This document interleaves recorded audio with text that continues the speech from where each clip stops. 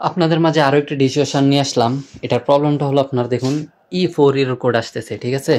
তো অনেকে জিজ্ঞেস করেন যে ভাই আসলে ডিশ ওয়াশার কি? ডিশ ওয়াশার হলো ভাই মানে সৌদি আরবের মাঝে যারা থাকে আপনার সৌদিয়ানরা থালা বাসন চামচ তারপরে আপনার চায়ের কাপ খাওয়ার কাপ মানে এই সমস্ত ধরনের যাবতীয় কিছু আছে যে ঘরের আসবাবপত্র, এই আপনার যে হাঁড়ি পাতিল যেটাকে বলে ছোট ছোট আর কি।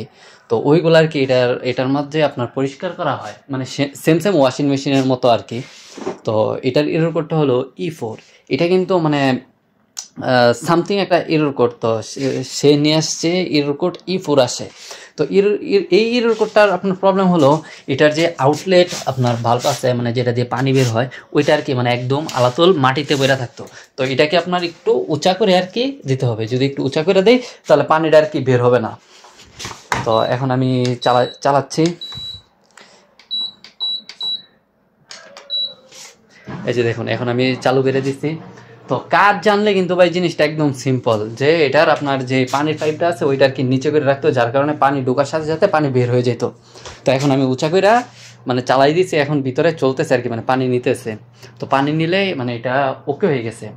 তো যারা আসলে কাজ শিখতেছেন মানে অনেকে আছেন সৌদি আরবের মাঝে যে ডিশ ওয়াশারের কাজ করেন না, তো আমাকে অনেক সময় দেখি অনেক ভাই মেসেজ দেয় যে ডিশ ওয়াশারের কাজ দেওয়ার জন্য এবং এই চুলার যে সমস্ত কাজ আছে ওই সমস্ত কাজ দেওয়ার জন্য। তো এখন আলহামদুলিল্লাহ শীত আসতেছে, চুলার কাজ হবে।